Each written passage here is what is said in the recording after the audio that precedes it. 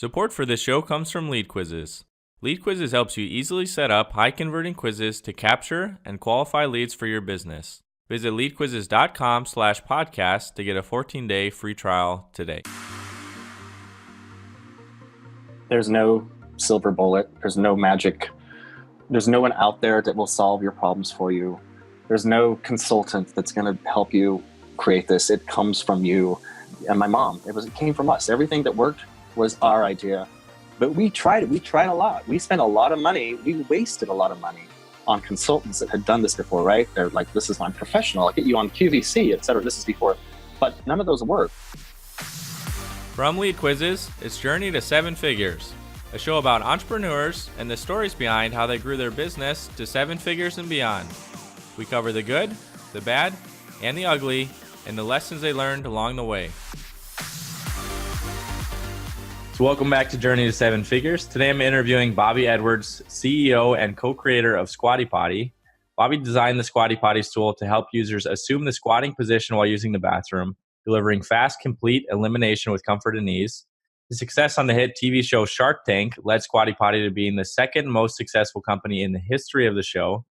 In 2015, Edwards took a risk and launched a wildly successful marketing campaign featuring a viral YouTube video that's garnered over 140 million views to date. And last year, they did over $28 million in revenue. Bobby, welcome to the show. Hey, good morning. Thanks for having me. Yeah, I'm so excited to have you here. Let's take it back to the beginning. How did you come up with this idea? I don't remember there being any type of product like this on the market before you guys. Yeah, we didn't invent the concept of squatting to poop. I mean, obviously that was around for millennia, right? All over the world did this until the advent of the modern toilet, which required people sit. But, they say necessity is the mother of all invention. And my mother was constipated. And she found that one of the factors was her posture. And she had been going to a therapist who recommended she use a stool to elevate her feet when she went. She got a lot of success from it. She started using this poop stool for quite a few years. And we kind of teased her about it. And she could not travel without this stool. She'd take that stool everywhere she went. And it became, kind of an inside joke with our family. And then one day I'm at her home. We're just having dinner and talking about things. And she's talking about this stool and how she wants to redesign it. And I had been taking some CAD classes, some designing classes at the tech college, I said, well, let me think about that. And then actually right then we just went into the bathroom and got some magazines and some paint cans and kind of got the right height and the scale that we needed to do. So I knew how to design this thing and what we wanted it to look like. And literally just using that information, I created something on a CAD program, took it to my friend who had an MDF, who had a CNC machine where he could just kind of route it out and cut it for me with MDF plywood.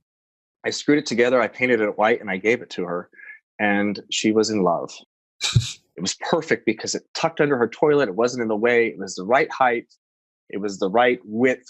It was more ergonomically correct for her. So she was actually squatting instead of just putting her feet in front of her. She could kind of punch down a little more and make it more effective. And she just loved the thing. She started using that. And then a few months later at Christmas time, she got the idea to give this away as a gift. And she gave one to, my Aunt Connie, who had hemorrhoids, my sister-in-law, Misha, who was just having a child, anyone that she thought might benefit from this improved posture while pooping. And the feedback was just really good. And she's like, Bobby, this is something that the world needs to know about. And if you'll join me on this journey, let's change the way America poops. And so we created Squatty Potty. That's awesome. Yeah. So you guys designed it. Your mom loved it. She started gifting it to other people. And then what did people start saying? Where can I find this? Or how did it go into commercial then? Yeah. Well, people started requesting them for their friends, right? So, it really helped my true story. Aunt Connie with her hemorrhoids, it really mitigated her hemorrhoids, made them shrink. She's like, I need Squatty Potties to give, they still do. This is a still very giftable item. And as soon as the response started coming back, I personally just started doing research on the concept, making sure that we weren't just internet quackery, that there was some real empirical evidence that squatting is better. And there are plenty of studies out there. People were talking about it. There was just nothing commercially available. So it seemed like the opportunity just fell in our lap, right? And with my mom's kind of evangelical effort to try and change the way people poop. It was a great combination. My creativity and her story made for a good product. And we found that out. But it wasn't easy, right? We had some pitfalls at first. It took a while, but we made it. Okay, cool. So what was the first step? Like, you guys designed this stool for your mom. You guys start giving it away and gifting it. People ask for it. Yeah. Do you guys decide you want to iterate on the product a little bit more? Or do you decide we're going to go and figure out how to manufacture this now? Yeah. So no, we continued to actually manufacture them actually throughout the first year, just in the same shop that we created the first Squatty Potty with. He would cut them out, paint them for us, and then we would go get the pieces and we would assemble them or send them assembled throughout the United States and the world even. But that first year was really interesting because we had never created. My mom was set for retirement. She was 63. She was set to retire on her Social Security income, which was not a really posh retirement. And I had had some experience in internet marketing. I actually worked at Fox Television doing online marketing for their television shows in my early 20s. So I had produced websites. I was familiar with key search terms and what people were looking for and how to basically produce a website. So that was our first step, was to create the website. Well, after we bought the URL, trademarked the name, et cetera, got the IP in place, we created the website, squattypotty.com. And then I started reaching out to people. I started reaching out to influencers, bloggers. This was in late 2010 when influencer marketing wasn't really a thing.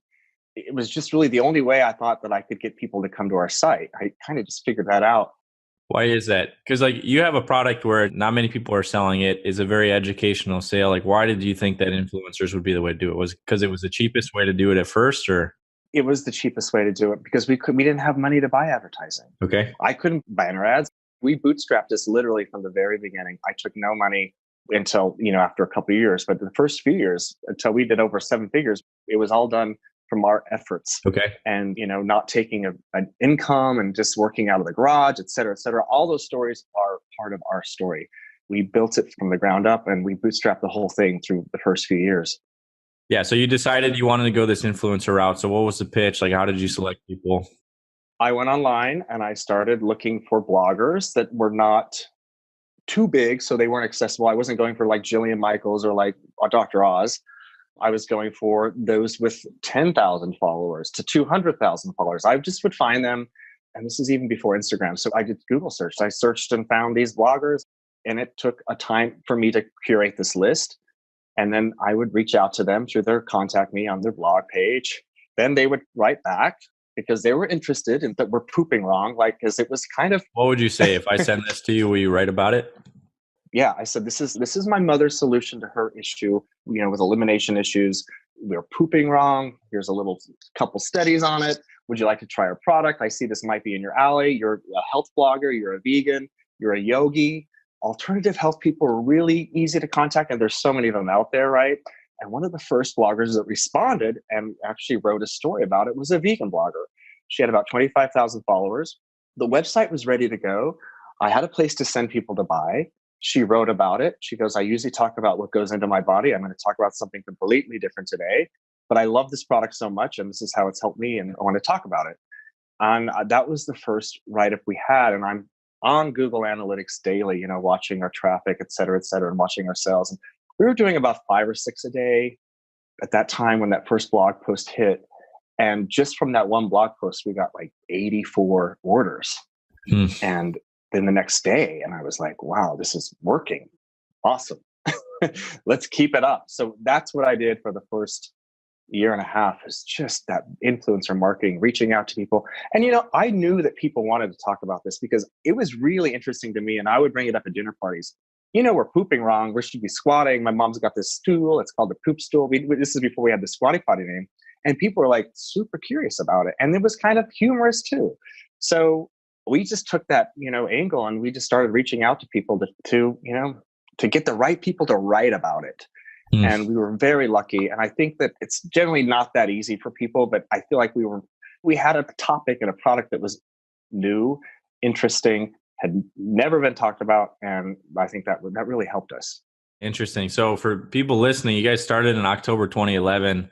You guys have had explosive growth, but that first year it wasn't really explosive, or maybe comparatively to what you guys are doing now. You guys did 17,000 in that first year in revenue. So that was just grinding doing this influencer campaign. So how did you go about like scaling that? Yeah. So again, I continued to reach out to writers and bloggers, and we created a video. Oh, let me tell you one. We actually really had to hone our message at this point, really get a message and nail the message before we could scale the product, right? Okay. Because it was an interesting product. And we went to these home shows with a toilet and a Squatty Potty, and we would talk to people on the street or at these shows about our product. And we were at this What Women Want product expo. These women did not want to talk about poop. They wanted their Botox or whatever. They didn't want to talk about poop. But it was really valuable for us to get face to face with people because you could see in their face what was connecting and what was not. Mm-hmm. And it was very discouraging that we weren't able to sell Squatty Potties, but it was incredibly valuable because we were able to get the message and craft that message that we needed to make people respond, right? So that's a great lesson. After one of those shows, me and my mom went home, and that night we wrote a story, a video that we were going to create as an animated graphic video with music, and it just talked about the pooping and how we're pooping wrong, and it talked about the anorectal angle and talked about our product. It was the educational video, and a friend of ours made it. It was $2,500, and we put it out there. That was an incredibly valuable tool. No talking. It was just an animated graphic video with music and words. And that video, we sent that out to the bloggers, and they used that video to kind of explain it as well because it was really beautiful, and it went viral in its own right. It didn't go 140 million views, but it got several 100,000 views. And a producer at Dr. Oz saw the video, and she called me. My dad answered, and she goes, this is Fiona Wozniak from Dr. Oz, and I'm interested in putting the Squatty Potty on. And my dad said, yeah, and I'm Barack Obama. She didn't believe her. And sure enough, it really was. And through that influencer marketing, we kind of created buzz within that alternative health industry. And we got in the radar of Dr. Oz, and he put us on the show. That's interesting. So like maybe whether you guys are doing this or not, you found this niche of like who you wanted to market to. And I'm sure you could start leveraging like, oh, well, this blogger covered me, and kind of build that ladder chain that like Ryan Holiday talks about in one of his books that then led up to like Dr. Oz eventually discovering you guys. Yeah. The people they're looking for information when you're trying to sell them something, right? They're looking for validation. Mm-hmm. And we were able to create that with this influence, that early foundation of internet validation, online validation, written validation that our product works through this influencer marketing. So when you guys got on Dr. Oz, how did that impact your guys' sales? So at the time, it seemed like it was big. That was the first year that we actually broke. Maybe the next year we did 7 figures. And then very shortly after Dr. Oz aired, Howard Stern started talking about it, and talk about the perfect spokesman for a poop product. I mean, Howard Stern is the king of butt jokes, and that's just who he is. And his co-host Robin was suffering with colon issues, and she actually had an operation, and she discovered the Squatty Potty. I don't know if she heard about it on Dr. Oz or how she found about it, but she talked about it with Howard, and then Howard was super curious about it. So we got some buzz that day when he started talking about it, but the real buzz happened. One of his neighbors in his building said, I live in Howard's building. He talked about your product. Send it to me. I'll give it to the doorman. He'll take it to Howard, and you're set. You guarantee to get Howard to get this product. And about 4 weeks later, Howard Stone comes on and he talks about his Squatty Potty experience. And he talks for 30 minutes about his experience of opening the Squatty Potty, putting it under his toilet. And it accumulated with, it was the best poop of his life. It wasn't that words he said because he's much more graphic. But it was like gold. It was just incredible. And that's when sales started like really going through the roof. It was right around Christmas time. It was like the perfect storm for us. And but it was again, none of that would have happened if we hadn't have had the fulfillment in place. Everything you need before you can scale, you have to nail this stuff. You have to have this stuff ready. Otherwise, we would have been SOL, right? So we've seen some of your marketing. Let's jump back towards manufacturing. How did you guys go from like hand creating these and painting them to like actually making it a scalable product? Yeah. So after the first few months of sending the Squatty Potty, these wooden Squatty Potties to people and shipping them, and by the time they got it delivered to their home, it was $100 product. because it was expensive to make, right? It was costing us like $25 to make. That's what my friend was charging us after he cut them and painted them and everything. Wow. And then another $20 to ship this heavy box to people. On average, shipping is expensive, especially when you're not a big scale company. We realized we needed to get a more affordable stool. And we reached out to, we live in Utah. There's a lot of entrepreneurship here. So there's resources, there's manufacturing, there's plastic manufacturing. And we just opened the phone book and started calling people, say, we need an industrial designer to design this. And we actually got in contact with a plastics manufacturer who said, well, we have an in-house designer. We'll help you with this project. We had them initially, they outsourced the mold. It's a plastic mold. It's injection molding to China. We knew that we didn't want to have it made in China. And plus with just a single process mold, it's not any cheaper to get anything made in China, really. It's the cost of your raw materials that you're dealing with here. Mm-hmm. And so we were able to get it made here. So they made the mold in China, we shipped it to the United States. So by the time we went on Dr. Oz, we had a plastic mold and we were able to pump out those Squatty Potties as fast as people were ordering. Mm. So we were ready. But at that time, a mold was $35,000. To ship it was like $11,000. It was like expensive. Mm. But we just gauged it by response. And it was starting to snowball, and we could tell what we needed to do just by, our natural instinct, I think, and that's what we've relied on most of the journey, is just kind of our instinct, right? We've reached out to people a lot for help and et cetera, but nobody knows the product like we do, like me and my mom do. We found that our own instinct actually worked better than anyone else's advice. When you guys were selecting a manufacturer, you guys had some resources of people to talk to, but was that selection process difficult? Was the quality assurance difficult? Can you explain that a little bit? Honestly, like I said, we chose somebody local because we didn't have the money to fly across the country. So we were in Utah. This company we chose, they make a lot of products for other people. So we'd seen their product. We visited the factory. They have an inside industrial designer to make it for us. So yeah, we did visit. We did our due diligence as much as we thought we could, and we rushed it along. And we came up with the money. We all had to put more money in, but we got the mold made, and it paid off. First round, they required us to make 2,000 Squatty Potties or something. And they shipped them to our house, and we didn't. This is when we were still working out of the garage, and I had to put them in a storage unit, and I just looking at the storage unit, going, I hope these sell. I hope these sell. I was hoping I made the right decision. And then Dr. Oz there, the nail sold. So that's good. Yeah. So I'm interested. So you guys use this strategy of PR to get on the micro influencers and then Dr. Oz and then Howard Stern.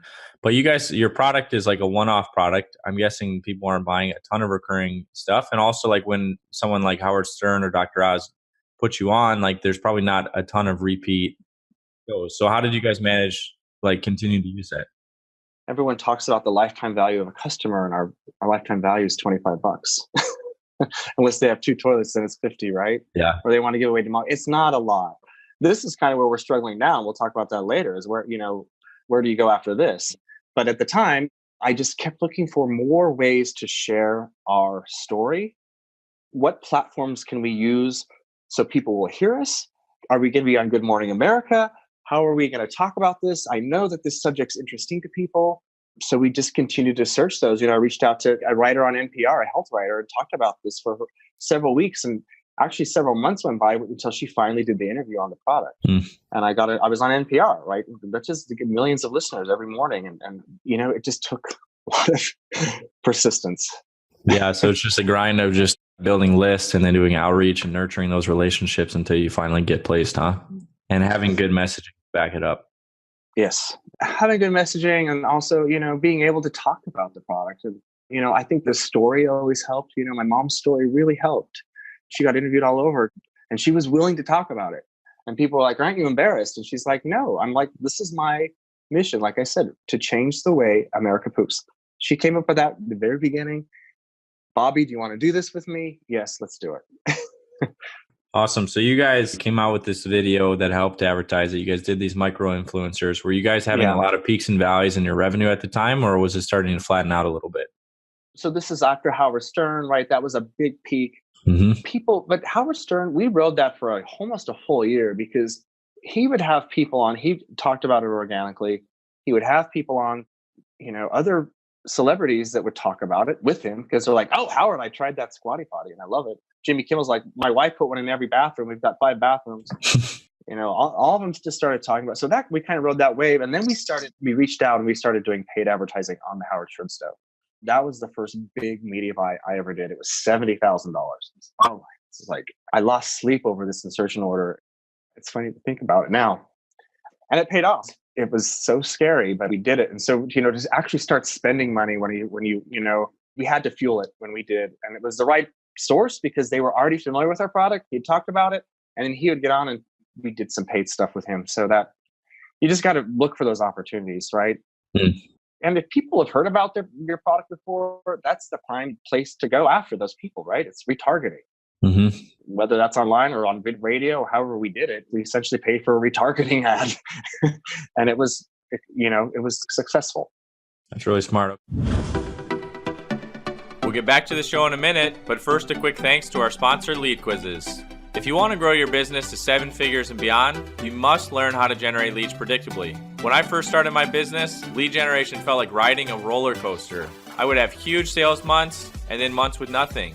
This happened because I relied solely on referrals and networking to grow my business. Predicting growth and investing in the future were frightening because I didn't have control over my lead generation.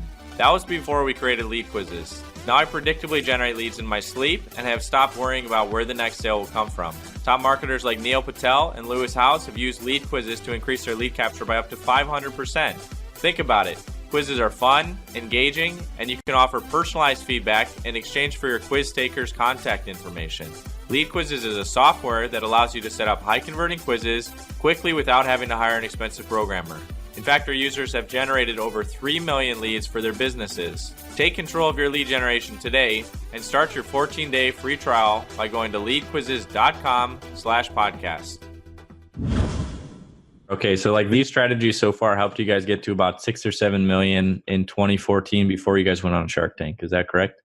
That's right. Yeah, when we went on Shark Tank, we had about 6 million at the time when we filmed Shark Tank. So okay, yeah, so we had some validation. In fact, we tried to go on Shark Tank the year before, and we got denied. Actually, we got almost all the way there, and we had a producer look at our product. He goes, "I'm not going to put this on air. This is about poop. This is a family program, right?" He's like, he thought it was ridiculous. Mm-hmm. And so the next year, I think after Howard Stern, we got more validation. A producer actually reached out to us. She goes, "I want to get you on the show this year. Let's make it happen. That guy's gone. We'll make it happen this year." So we did get on in 2014 is when our Shark Tank episode aired. And that's an amazing platform. Like, again, looking for a place where you can talk about your story, talk about your product, how it works. What better place than national television?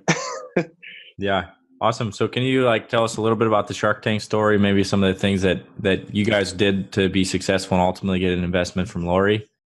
Yeah. So it is all very organic. Like what happens in Shark Tank is real. There's only a 60-second script. You have your pitch and that's scripted, right? Your entrepreneur comes out, they're in front of the sharks, 60 seconds.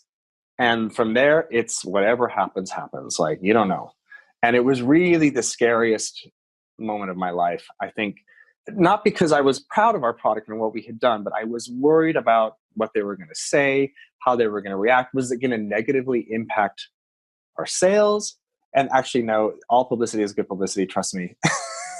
I've learned there's even bad, but in hindsight, and that was a huge turning point for us because again, you're on national television, a platform that a lot of people are watching, and our product resonated. And after our airing, we sold almost $2 million in the next 24 hours of product, which is wildly successful. I mean, our shark even told us to only have something like $25,000 in inventory. So we were way under. We did go into back order for several weeks, but we were able to get most of the people their product in time for Christmas, because that's when everyone was buying it. Our episode aired in November. And so that was just a crazy time. That's one of those things when you are working, 20 hours a day, and I was answering phones. Like, it's a great problem to have.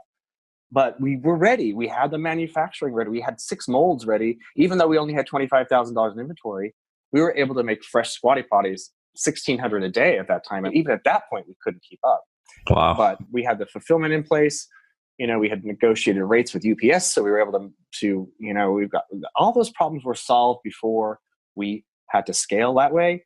So it's kind of step by step by step, right? Influencers, Howard Stern, Shark Tank. And then you start looking for the next one. Yeah, that's interesting. So people can go back and watch your episode with Shark Tank. You did a $500,000 deal with Lori.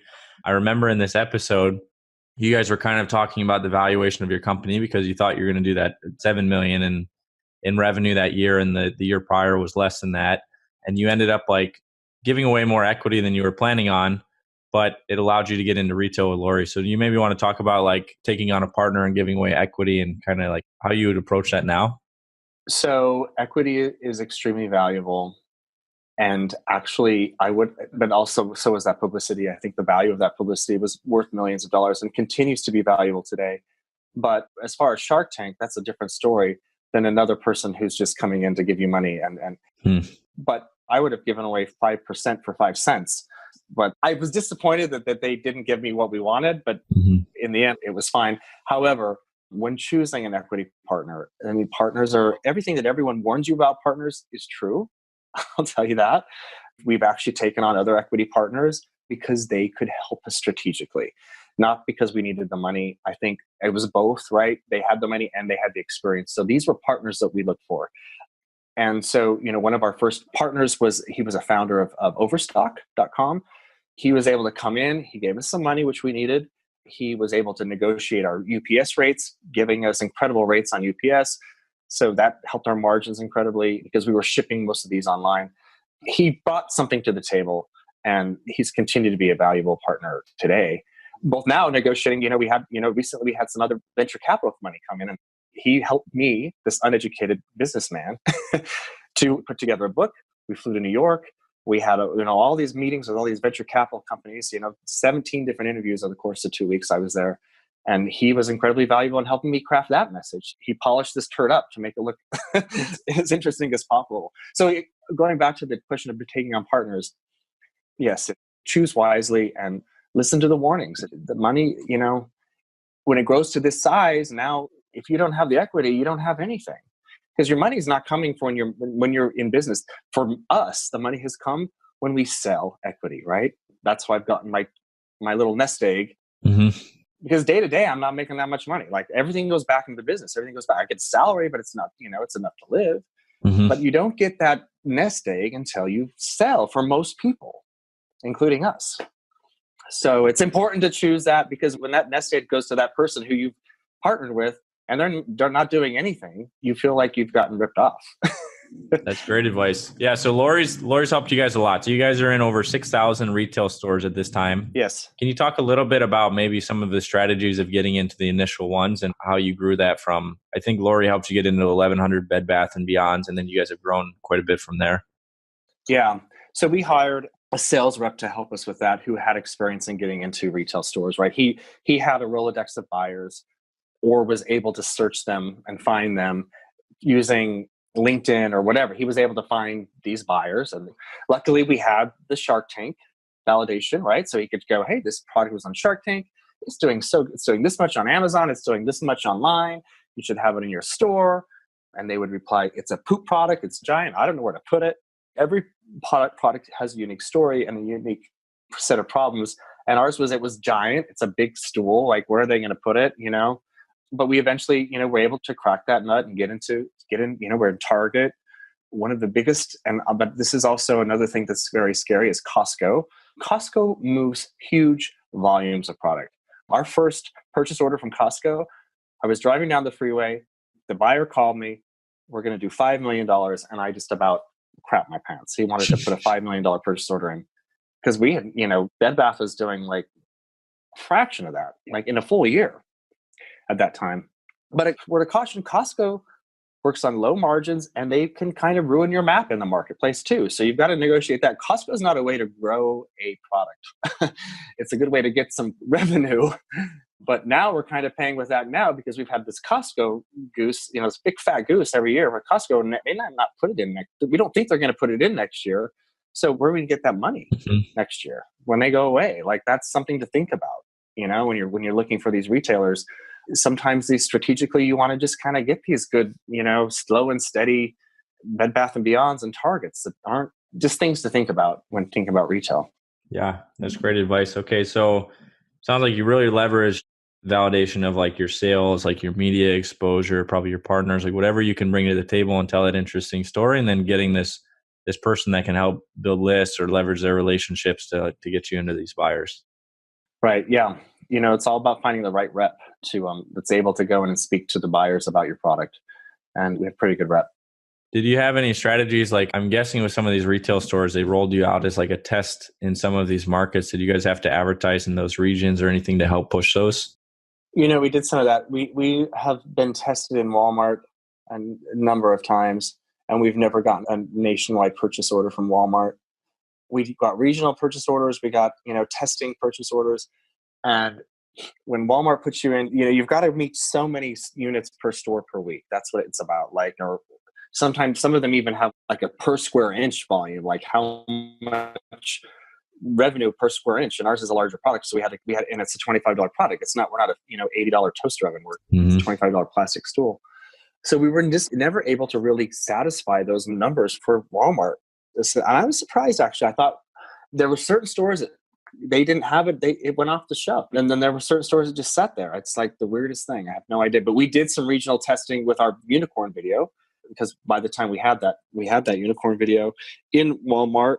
And, we're never able really to push that scale to make it happen, though. That was one of our failures, was Walmart. Okay. Let's shift focus into, so like the other like major marketing channel you guys had was like this video. So you guys created this video that's generated 140 million plus views to date. Can you talk us through like your strategy, like how you guys came up with the idea for this video, like how much you invested and like kind of what the results were to promote it? Sure. So I knew, I had been searching for that viral video for our product, and we'd actually done some in-house videos. I had this whole concept about dropping the kids off at the pool. And I got a production company to kind of help me with the script, help me with the production. We had these little kids dressed in poop costumes. They were little turds jumping and running into the pool, and their parents were there. And it was all this euphemism about dropping off the kids off the pool. And on paper, I thought it was incredibly funny. When we shot the video, it's on the cutting room floor because it never saw light day, because these kids in these poop costumes didn't quite turn out the way we wanted them to. And it was frustrating because I thought, I know that our product is funny. I mean, it's proven that it's viral, like it's got the virility. Mm-hmm. So how do we make that happen? And I had been watching other products, of course, and the product Poopery created this video about pooping. Girls don't poop. And I saw this video and I said, these people made my video. Who are they? And they were the Harmon brothers out of Provo. They were in Utah, and they had actually, there was a family connection. So they had done a video for my mom has a cousin who has another product they did a video for. So we had a contact. We reached out to them. We told them our story. They said, sure, it's $250,000. And I went, oh, no, it's not going to happen. It's not going to happen. So I said, well, when we have the money, I want to use you guys. And after Shark Tank, we had the money. Like I said, we bootstrapped it. When we had the cash in the bank, we would spend it. And that's how we worked. And so when we had that $250,000, we did it. And we went to them, and they had a unique, several different pitches. And it started out with ice cream. How do you talk about poop without talking about poop? Ice cream, soft serve ice cream. Okay, so it's going to be soft. We're going to have this ice cream truck. And we're going to have deadpan, what's his name, Frank from House of Cards, just facing the camera, and he's going to talk about serving these kids ice cream. And then we were doing some internet research, and the head of Harmon Brothers was talking about unicorn poop and how huge it was on the internet, these unicorn poop cookies. He's like, what do you think about unicorn poop? And I said, I freaking love it. Let's so he fleshed that out, and we came up with the unicorn that changed the way I poop. And it won the Webby Award. It was one of the most viral videos in history. And the most important thing about that video is it sold. It sold the product. It was incredibly effective at nailing the problem, solution, buy now, problem, solution, buy now. So not only was it a viral video, but it converted. So, interesting. You can have a video that goes viral, but ain't nobody going to buy if they don't, if that's not included in the video. And so that's why I'm glad we have the professionals to help us with that viral video. And We've done several follow-up videos on that, and those are just still our most effective way at reaching out to people. We've cut that up and used that so many different ways and so many different markets and so many different strategies that you think people are getting sick of it, but there's still a lot of people that haven't seen it, and it's still the most effective way at converting. So it's interesting. So like maybe you've seen this, but Wistia just did a recent like kind of docu-series on $1,000 video, a $10,000 video, and a $100,000 video, and like what the difference is with the budget and like what that gets you. And it's really fascinating. But so you guys obviously went the high end. You guys went more than 100,000, 250. So how did you guys think about going into that process and like mitigating the risk? You know, if it doesn't work out or if it's not as successful as you want, how did you guys think through? We only spent what we could afford, and we could afford that. And worst case scenario, if it hadn't have gone viral, it still was a video that was set up to convert and sell. So that kind of helped, that we had looked at other videos that had not gone viral, but they were still very valuable, and companies to, they use that in online to purchase, ads, and they use that video. Mm-hmm. So, we thought, well, we can afford to lose this much money. Let's just go and try it. And it was like that initial $70,000 with Howard. It was, the first 3 days I was losing sleep. I'm watching analytics daily, every 20 minutes trying to figure this out. And by about day 3, I woke up one morning and I'm looking at these numbers, and I'm like, there's like 700 people on our website and people are buying. And I'm like, oh my goodness, this is awesome. It's like, I reached over, I gave my husband a high five, and I'm like, this is working. It's working. Like, this is amazing. Like, it's working. And it did. And it was, to this day, it's still our most valuable tool for getting conversions. The video? The unicorn video. Awesome. So how did you kickstart it? Did you start running Facebook ads to it, or how did you get it out there? So at that time, most things were launched on YouTube. Facebook didn't even have a way to upload videos directly. Maybe they did. I don't remember. Don't quote me on that. But we put it on YouTube, right? And then we'd share the YouTube link on Facebook. That's how we did it. And we started promoting it there. And then within the next 60 days, YouTube had introduced this new YouTube video where you could actually just upload it to your page. And they got smart.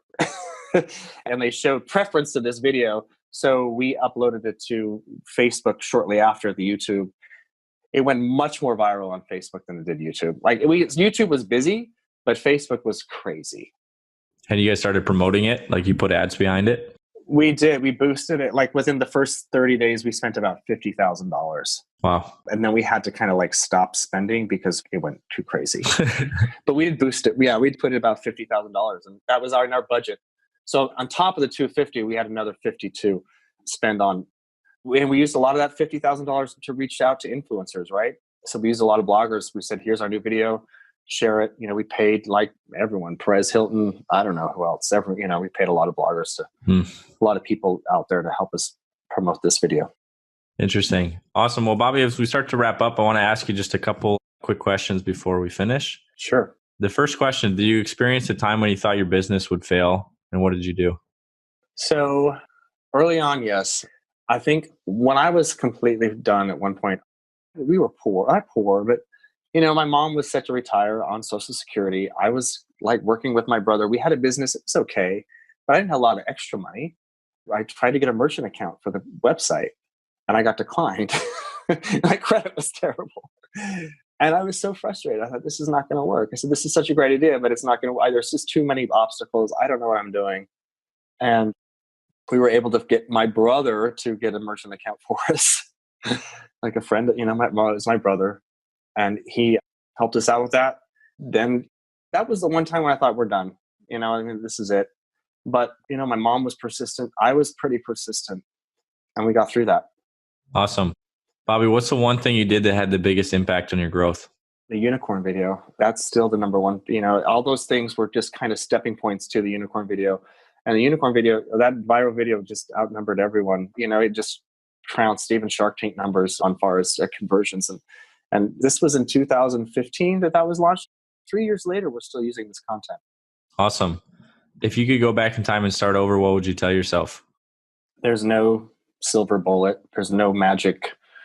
There's no one out there that will solve your problems for you. There's no consultant that's going to help you create this. It comes from you and my mom. It came from us. Everything that worked was our idea. But we tried it. We tried a lot. We spent a lot of money. We wasted a lot of money on consultants that had done this before, right? They're like, this is my professional. I'll get you on QVC, et cetera. This is before. But none of those worked. And it was, just our resources and us using, because nobody will take care of your baby like you will. There's not one solution out there that will solve everything. You got to just be resourceful. Awesome. Okay. Well, Bobby, thanks so much for coming on and sharing your journey to 7 figures. Sure. Where can people learn more about Squatty Potty? SquattyPotty.com. Awesome. All right. We'll get that linked up in the show notes. Bobby, thank you again for being on today. I really appreciate it. It's been fun. Thank you. Thanks again for listening to our show this week. If you want to find out more or hear previous episodes, you can go to blog.leadquizzes.com. If you'd like to start generating more leads for your business and get a 14-day free trial to Lead Quizzes, go to leadquizzes.com/podcast. Please also subscribe to our show on Apple or however you get your podcasts. You can also write us at support@leadquizzes.com. I'm Jeremy Ellens, and you've been listening to Journey to 7 Figures.